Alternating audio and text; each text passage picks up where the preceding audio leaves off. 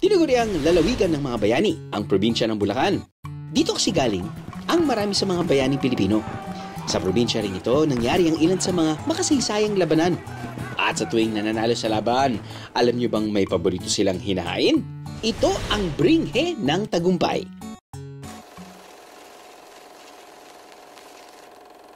Ako si Ninong Ray at ako mag-uuwi ng bringhe ng tagumpay. Bringhe ng tagumpay? Hindi mo basta-basta mauuwi ang bringhe ng tagumpay. Kailangan mo nang dumaan ka sa akin. Sino sa amin ni Ninong Ray ang bias niyong katupinero, Bieros?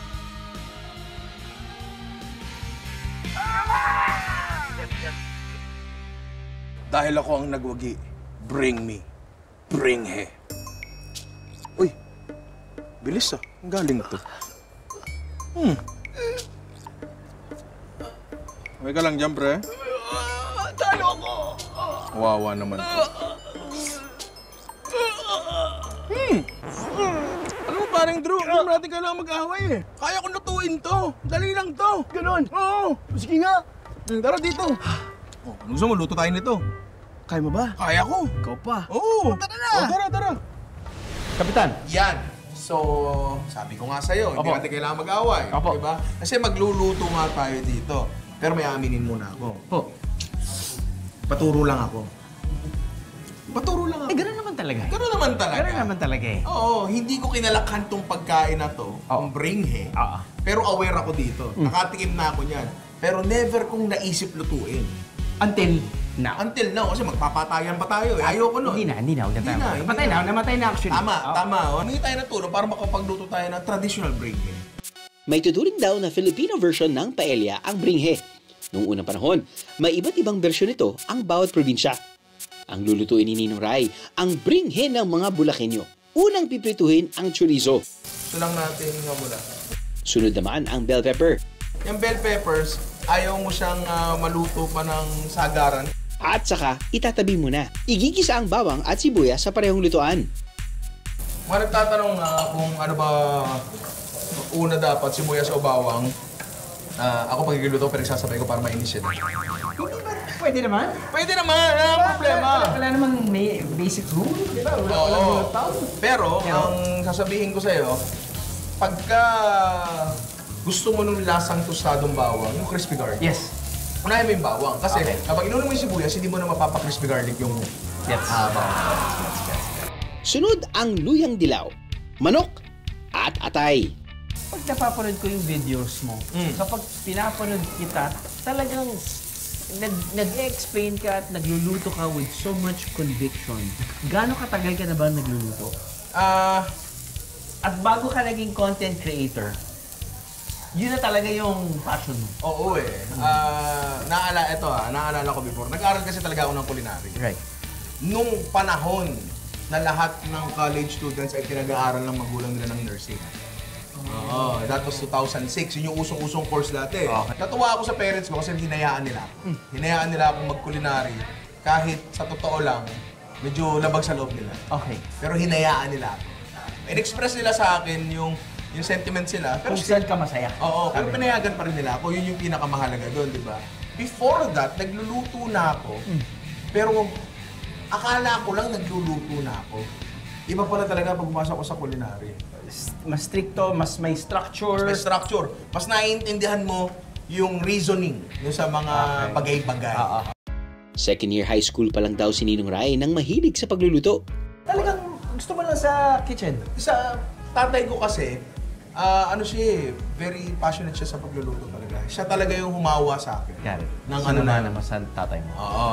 Samahan ako talaga sa kanya and syempre, nung ipoperso ko na, wala siyang magagawa. Sa kanya kuminana yun eh. Sabi ko sa kanya, ikaw yung dahilan, ba't gusto ko magluto eh? Tama. Bayaran mo yung pag-aaral ko. Umayag naman, Okay. di ba? And I'm sure, proud naman siya sa akin, kahit nasa langit pa siya. Kaya nung namatay siya, kinailangan ng may bago magtitinda sa palengke. Kasi yung family business. Got it. Kalagitan ng pandemic, nagtitinda ako, na-expose yung isang tao namin, napasara kami. And during that time, nagsimula ako ng content creation and andito na tayo ngayon. Galing talaga. Para sa bringhe, pagkatapos maggisa, ilagay ang ibinabad na malagkit na bigas. Isusunod ang normal na bigas. At saka lalagyan ng pinagpakuluan ng manok o chicken stock. Kapag luto ng bigas, lalagyan na ito ng gata. Napakaswerte natin sa gata. Tama. Totoo lang, Pards. Totoo lang. Grabe. Kasi pre, ang baka, kapag ginagatasan mo yan, pakaspahin ka pa niyan eh. Di ba? Yung buko hindi eh. Pwede natin timplahan yan. Ay, paborito ko to. Patis. Hindi ako mabubuhay ng walang patis. Mabubuhay ako ng walang asin. Pero hindi ako mabubuhay ng walang patis. Talaga. Oo. So yan yung pampaalat mo ha. Yung hindi lang pampaalat. Pampalinamnam. Pampalinamnam. Pampasarap. Pampapogi. Pabango ko rin yan eh. Kaya may nagsabi sa akin, bango ko daw. Yan yun, ma'am. Yan yun. Patis. Oo. So, meron tayo ditong kawali Okay. na meron dahon ng saging. Dahon ng saging. Oo. Dahon ng saging yung sinaunang parchment paper. Para hindi manikip. Ngayon, ang dahon ng saging may lasa din yan. So, mag-i-infuse yan. Umiinit siya dyan, natutusta, tapos ang dahon, dahil dahon yan, may dala-dala sariling moisture yan. Okay. Yung moisture na yon, umaangat papunta doon sa ating bringhe at patuloy pa siyang niluluto kasi yan yung pinaka, kumbaga sa sinayang inin. Inin. Oo, ito yung pinaka-inin niya. Tapos, pag nasusunog yung dahon ng saging, yung flavor ng nasusunog na dahon na pumapasok na yun sa bringhe natin. Okay. Nagigets mo na?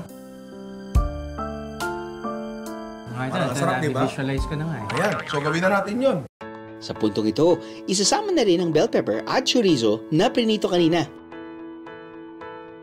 Tapos, sinaan lang natin yung apoy. Okay. Tapos, meron pa tayo isang dahon ng saging dito na i-cover natin sa taas. Iiwan ito ng kalahating oras o hanggang magkaroon ng tutong sa ilalim. And, tada! Waging-wagi ang bringhe ng tagumpay. Kuha tayo niyan. Okay. Kuha ko ng konting tutong. Okay. Yan. Tapos, try mo kumuha ng medyo malaking portion. Okay. Titignan mong ganyan. Sa amuyin mo. Sabihin mo, the perfect bite. The perfect bite. Mainit pa siya eh. Mainit pa siya. Oh? Kaya ba yung dila mo? Mainit ba? Oh? Mga. Kuha tayong tutong, ha? Pasok ka? Umiiwas ka nga ng bali, pre. Ano ba yan? Ringi lang yan. Okay. Ayun mo, the perfect bite. The perfect bite. Yan.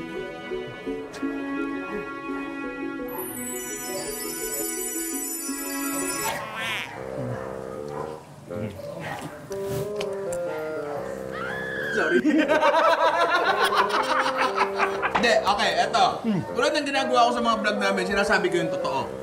Lasa-wise, okay naman siya. Pero texture-wise, hindi talaga. Talaga? Nawala yung texture ng kanin. Kumpara mo dun sa yung bring kinain natin kanina. Saan ako nagkamali, pare? Masyado akong maraming liquid na nilagay. Okay. Masyado akong maraming liquid na nilagay at masyado akong hinalo, hence nagkadurog-durog siya. Brother, you are too hard on yourself.